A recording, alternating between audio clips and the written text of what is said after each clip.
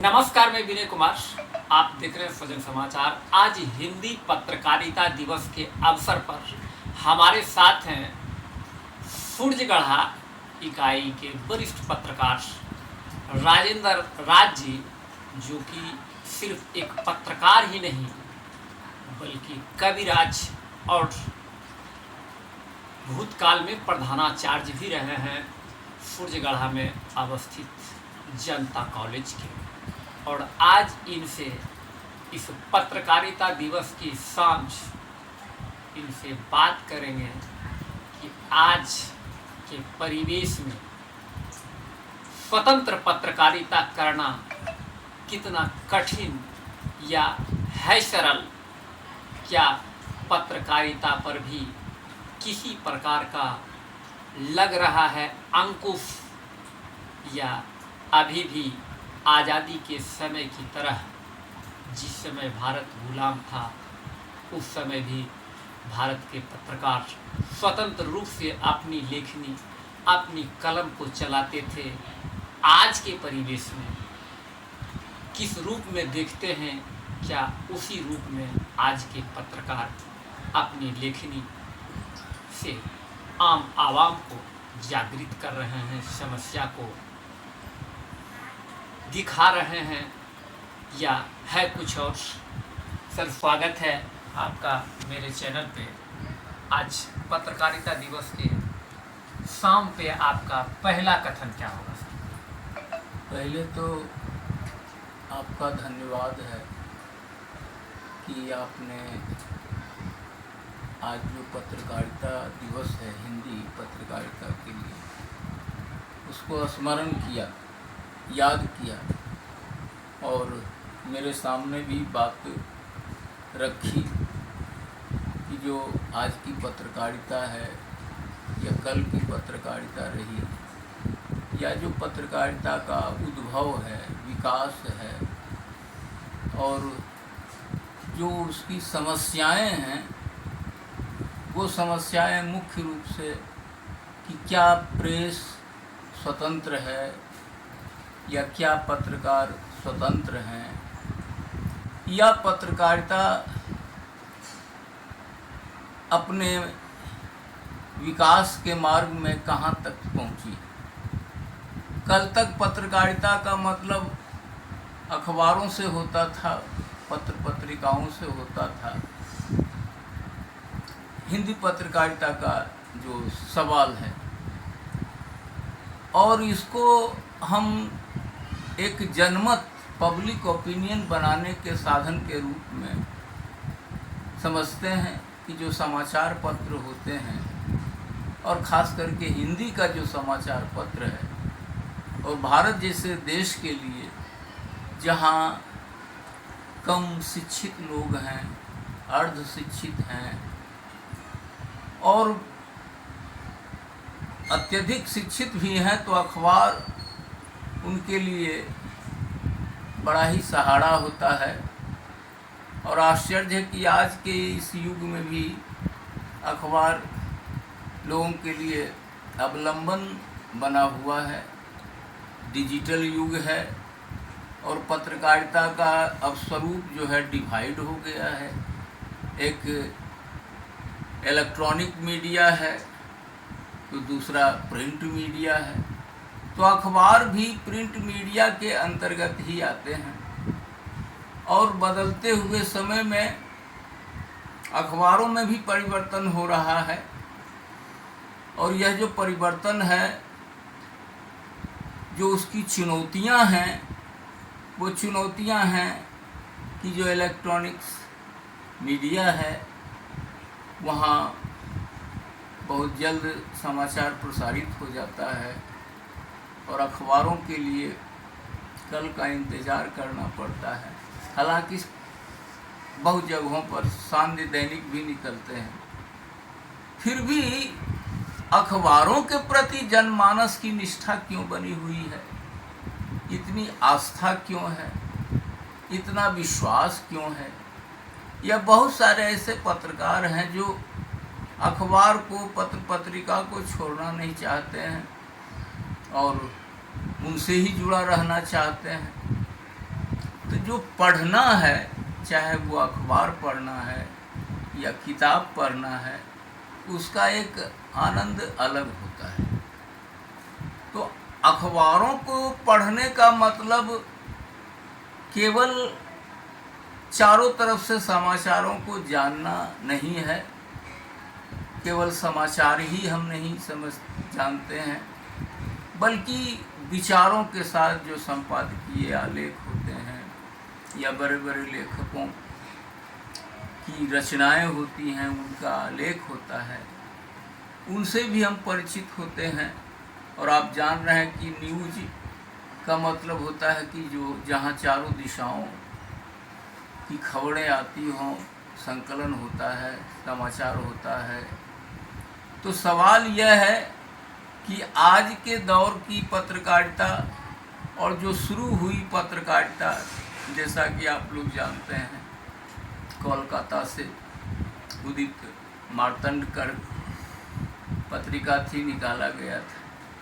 तो आज़ादी के पूर्व की जो पत्रकारिता रही, उसका मुख्य उद्देश्य रहा भारतवासियों को आज़ादी के प्रति, अपने अधिकारों के प्रति या गुलामी की बेड़ियों को तोड़ने के प्रति जागरूक बनाना। इस उद्देश्य से अखबार निकाले गए थे। और चूंकि अंग्रेजी सल्तनत थी, अंग्रेजी साम्राज्य था, अंग्रेजी का बोलबाला रहा, उस स्थिति में जो पत्रकारिता थी, उस पत्रकारिता को, लोगों के विचार को रखना, उनको जगाना और आज़ादी के लिए तैयार करना। आप जानते होइएगा कि राजा राम मोहन राय रहे। तो जो पुनर्जागरण का काल हिंदुस्तान में आया अंग्रेज़ों के समय में, जहाँ की प्रिंटिंग प्रेस का विकास हुआ, नई नई किताबें रचित की गई, या और भी जो टेक्नोलॉजी है, जो आधुनिकीकरण है, उस आधुनिकीकरण के दौर में जहाँ मान लीजिए कि ट्रेन चलना शुरू हुआ, पोस्ट ऑफिस बनना शुरू हुआ, तो जब पोस्ट ऑफिस की बात होती है तो पत्रकारिता उससे भी जुड़ी हुई है। कि पहले लोग हस्तलिखित पत्रिका भी निकालते रहे। पहले हरकारा होते थे जो समाचारों को एक जगह से दूसरी जगह पर जा कर के सुनाते थे, कहते थे, जो सरकारी एक तरह से फरमान होता था या नोटिस होती थी। आप सुने होइएगा कि कबूतर भी आज भी समाचारों के या नोटिस के लेन देन में प्रयोग किए जाते हैं, कबूतर का भी प्रयोग किया जाता है।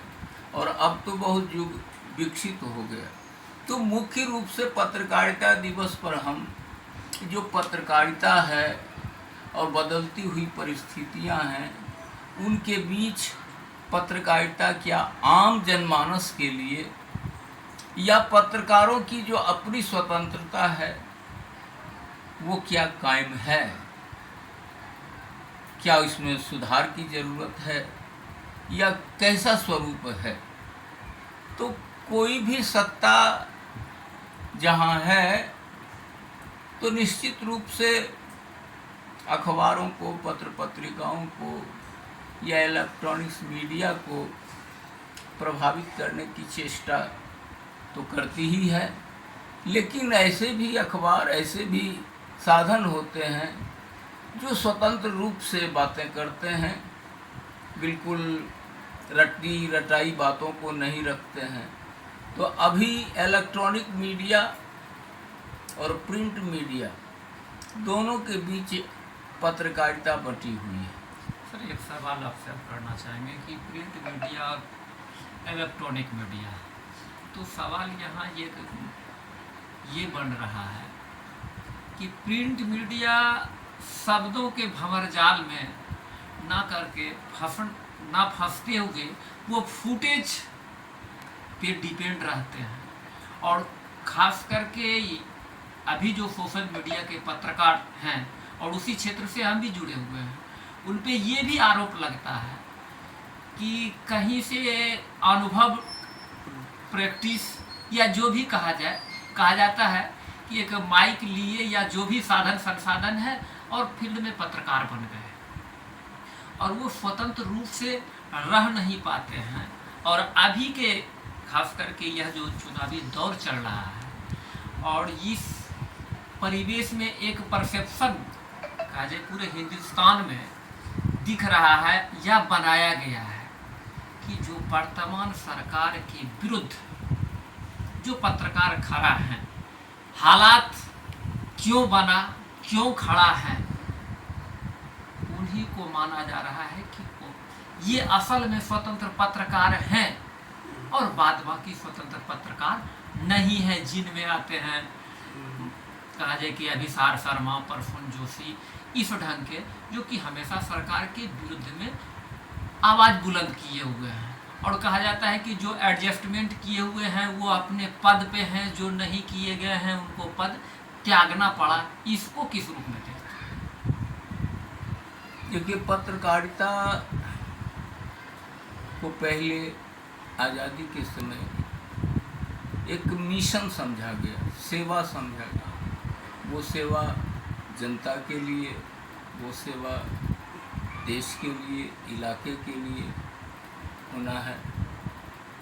बाद में पत्रकारिता का जो स्वरूप हो गया वो व्यावसायिक भी हो गया, प्रोफेशनल भी हो गया। इसलिए अखबारों में जो लोग आए या प्रिंट मीडिया में जो लोग आए, कुछ के अपने पेपर भी रहे, अखबार भी रहे, स्वयं ही संपादक रहे, स्वयं ही प्रकाशक रहे, और ऐसे भी लोग आए जो स्वतंत्र रूप से पत्रकारिता कर रहे थे और एक तरह से कहिए कि वो एक जिससे नौकरी होती है उस नौकरी की तरह, और जो एक व्यावसायिकता होती है उस व्यावसायिकता के बीच उनको चलना था।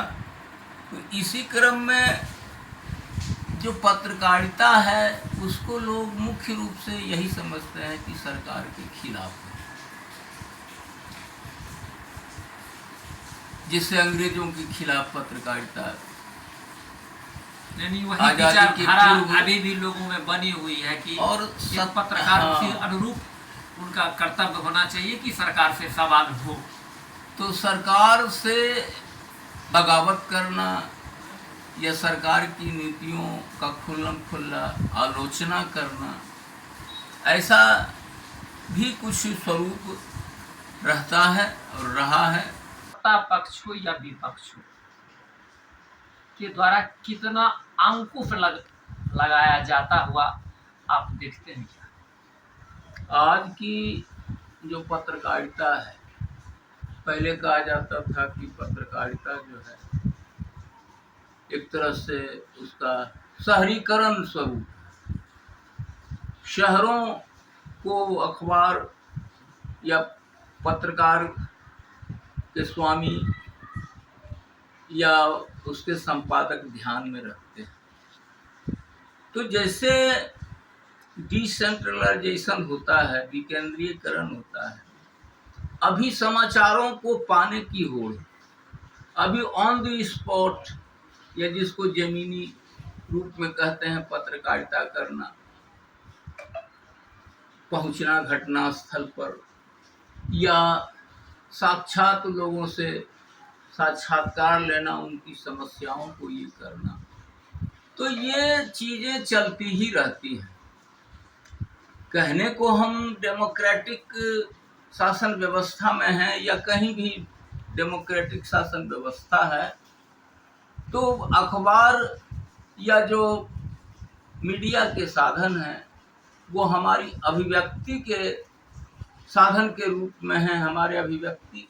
तो जो अभिव्यक्ति की स्वतंत्रता है, उस स्वतंत्रता के पालन करने में कुछ नीतियां भी बनाई जाती हैं, कुछ नॉर्म्स भी होते हैं, कुछ निर्देश भी होते हैं। और क्योंकि अगर आप स्वतंत्र हैं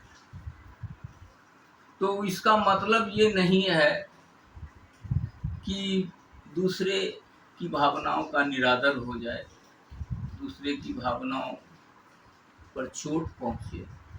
तो स्वतंत्र होने का मतलब उसकी अपनी कुछ सीमाएं भी होती हैं, कुछ नॉर्म्स भी होते हैं, कुछ मान्यताएं भी होती हैं। तो यह जो चीज आपने बोली, महत्वपूर्ण बात कही है कि दुनिया के देशों में जहाँ स्वतंत्रता के लिए संघर्ष है, या जहाँ जो देश है प्रजातंत्र जहाँ विकसित हो रहा है, जहाँ इलेक्शन होता है, या जहाँ प्रजातंत्र की शासन व्यवस्था है, और जो भारतीय संविधान जैसे कि हम लोगों को मौलिक अधिकार दिए हुए हैं, वो व्यक्ति की स्वतंत्रता को कोई आहत नहीं कर सके। और आप जानते हैं कि जो शासन व्यवस्था है वो न्यायपालिका में है के रूप में है, जो व्यवस्थापिका है उस व्यवस्थापिका के रूप में है, जो कार्यपालिका है। और अखबार को या मीडिया को कहिए कि चौथा स्तंभ समझा गया कि जो अभिव्यक्ति की स्वतंत्रता पर अगर चोट पहुंचती है, दमन किया जाता है, तो उसके खिलाफ ये होते हैं।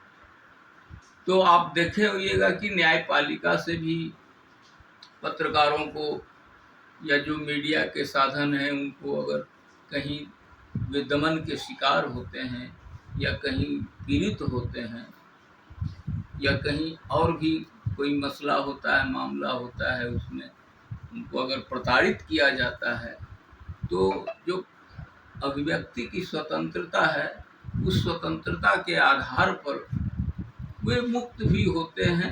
न्यायपालिका मुक्त तो होते हैं सर, वो ठीक है, लेकिन सरकार की एक और आम जनता या आम भारतीय चाहते हैं कि पत्रकार अपनी स्वतंत्रता, अपनी आज़ादी अनुसार जो भी है उसको निष्पक्ष रूप से रखे।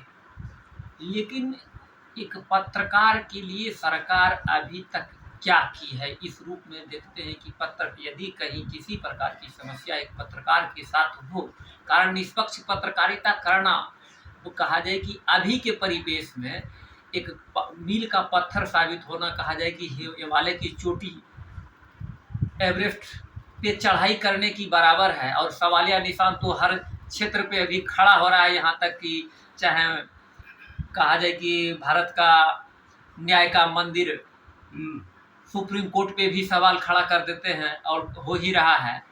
तो इसके लिए आखिर किस आधार पे करे सरकार? तो कहीं से कुछ करते हुए तो दिख नहीं रही है, भले अंकुश लगाते हुए दिख रही है। पत्रकारिता का जो स्वरूप है, मैंने कहा कि वो व्यावसायिक हो गया। अखबार निकालने में पूंजी और सामर्थ्य की आवश्यकता है। यहाँ के लिए कहा जाता है कि जो अखबार है बड़े बड़े पूंजीपति निकालते हैं, उनकी संपत्ति या उनकी पूंजी के आधार पर अखबार निकलता है। तो उस आधार पर जो अखबार है या अन्य साधन है, वहाँ विज्ञापन की आवश्यकता होती है, एडवर्टीजमेंट की आवश्यकता होती है। यही चीज कि क्या विज्ञापन खबरों पर असर डालने में सक्षम अभी के परिवेश में दिख रहा है? विज्ञापन के कारण जो अखबार में खबरें होनी चाहिए वो संक्षिप्त हो जाता है, कम स्थान हो पाता है। और चूंकि समझते हैं कि विज्ञापन से ही अखबार चलता है, और ऐसी मान्यता है कि सिर्फ पाठकों के बल पर अखबार निकाला जाए, और जो उससे आमदनी होती है तो उससे अखबार निकलना बड़ा मुश्किल हो जाएगा। जब तक विज्ञापन नहीं रहे तब तक अखबार की पूंजी काम नहीं कर सकती। आप देखे होंगे कि बहुत सारी पत्रिकाएं बंद हो गई और बहुत सारे अखबार भी अल्पजीवी होते हैं। बहुत सारी लघु पत्रिकाएं भी अल्पजीवी होती हैं, पूंजी के अभाव में दम तोड़ देती है। इसलिए कि जो व्यावसायिकता है और अखबारों के बीच भी अपना होड़ है आगे बढ़ने की, जैसे कि चैनल के बीच भी होती है कि आगे बढ़ने की, समाचार को कौन प्रथम रूप में ये करता है। तो आपका सवाल बहुत व्यापक है और इस व्यापक सवाल में कहिए कि हम प्रजातांत्रिक देश में जीते हैं और इसमें सरकार के द्वारा कई तरह से कहिए कि अखबार, कई तरह से कहिए कि संवाददाता, एक ही अखबार है तो उसका कार्यालय का संवाददाता अलग होता है और सूर्यगढ़ा जैसे या लखीसराय जिला है तो वहाँ के जैसे भी पत्रकार होते हैं। और कई कैटेगरी में आप बात कर रहे हैं तो श्रम विभाग के द्वारा ये बात चली थी कि पत्रकारों को, जो मुफस्सिल पत्रकार हैं, जो कई कि गांव और देहातों में, कस्बों में काम करते हैं, उनके लिए भी कुछ वेतन का निर्धारण होना चाहिए। कार्यालय के जो संवाददाता हैं वो वेतन भोगी है, उनके लिए कोई बात नहीं, लेकिन जिले से लेकर के कस्बे तक के जो पत्रकार होते हैं उनको भी पहले कुछ मिलता था, मगर वेतन की तरह नहीं मिलता था जिसको आप मान देकर। तो अखबार वालों को लगा कि कहीं वेतन देना न पड़े, एक नियम पारित किया गया था कि जो भी मुफस्सिल संवाददाता हैं उनको भी एक वेतन देना चाहिए। तो अखबार कहा गया कि जो निजी कहा जाता है, जो निजी मालिक हैं, निजी कंपनी है, उनका है। उन लोगों को लगा कि बहुत ही कहा जाए कि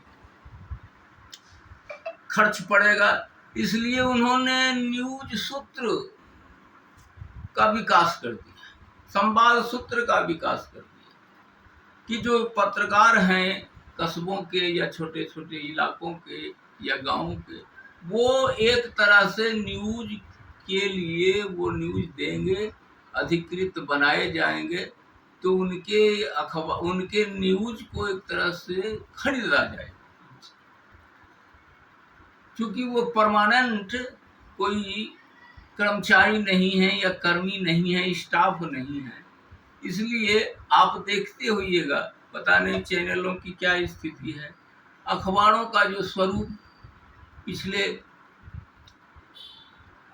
20 सालों से विकसित हुआ, उसमें संवाद सूत्र का विकास।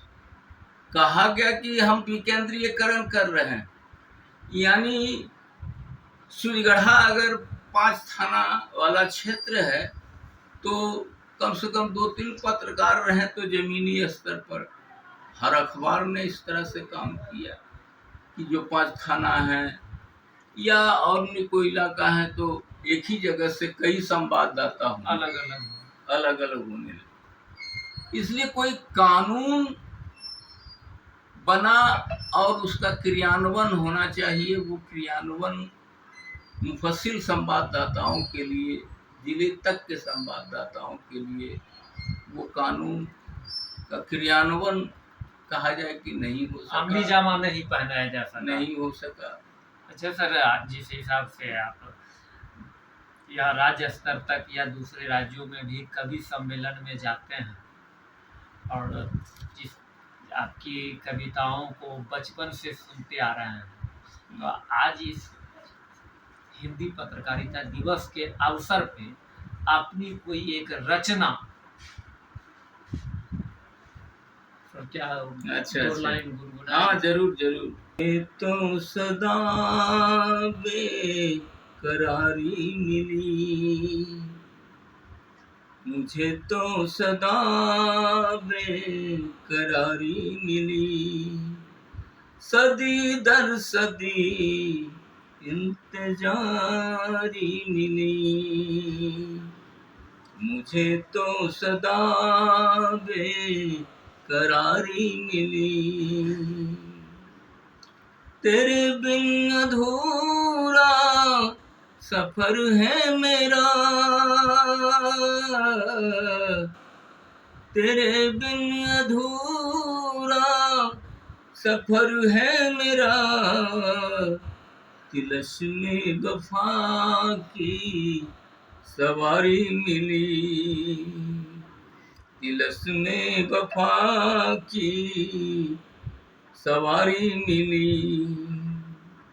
जमानत पे बाहर निकल आया तो, जमानत पे बाहर निकल आया तो, उसे जेल से ही सुपारी मिली, उसे जेल से ही सुपारी मिली।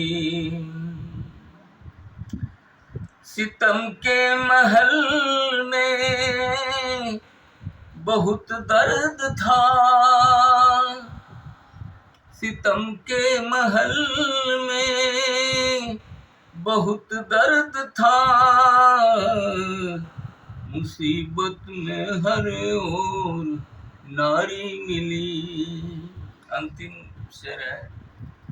हरिश्चंद्र भी जेल जाने लगे, हरिश्चंद्र भी जेल जाने लगे। सलाखों में ईमानदारी मिली, मुझे तो सदा बेकरारी मिली। सदी दर सदी इंतजारी मिली।